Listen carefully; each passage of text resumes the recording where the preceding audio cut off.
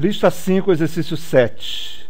Como mostrado na figura, um fio e um resistor de 10 ohms são utilizados para formar um circuito em forma de um quadrado, com 20 centímetros por 20 centímetros. Um campo magnético uniforme, mas não constante, é dirigido para dentro do plano do circuito.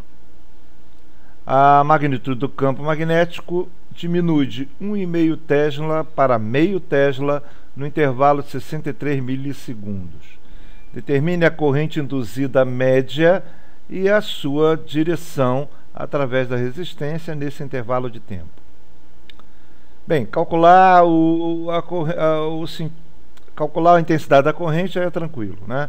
Primeiro a gente vai calcular a Fem e pela lei de Ohm a gente calcula a resistência. Isso é, nós vamos ter o nosso fluxo do campo, que é o produto escalar entre o campo e a área, mas o nosso campo é homogêneo, né?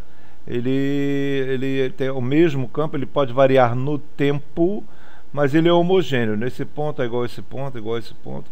Quer dizer, o campo tem o mesmo valor em todos os pontos na região dentro da espira. Dessa forma, nosso fluxo fica simplesmente o produto escalar entre o campo e a área, só que o campo e a área são perpendiculares. Assim vira simplesmente o produto do módulo dos dois. Certo? Então, se nós vamos calcular a taxa de variação do fluxo no tempo, para calcular a Fem, a área não varia, né, porque ele está fixo, certo? Essa área não diminui nem aumenta, mas quem varia no tempo é o campo. Então fica a taxa de variação do fluxo fica dBdt. A gente vai considerar que esse campo diminui, como ele quer a Fem média, a gente vai considerar que esse campo diminui de 1,5 para meio Tesla numa variação constante. Isso é simplesmente a variação do campo pelo tempo. Dessa forma, a taxa de variação do fluxo no tempo é a área, que é um quadrado de 0,2 metros por 0,2 metros, 0,2 ao quadrado, vezes a variação do campo, que é de 1,5 para meio, quer dizer, ele tem uma variação de menos 1 Tesla, certo? Num tempo de 63 milissegundos.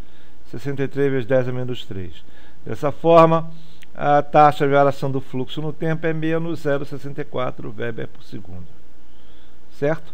Assim, a nossa Fem, que é igual a menos a taxa de variação do fluxo no tempo, é 0,64 volts. Essa é a força eletromotriz gerada nesse fluxo. Bem, a corrente induzida é a Fem pela resistência, certo? Lei de Ohm. Dessa forma, fica 0,64 por 10, consequentemente, a nossa corrente é de 64 miliamperes. Detalhe,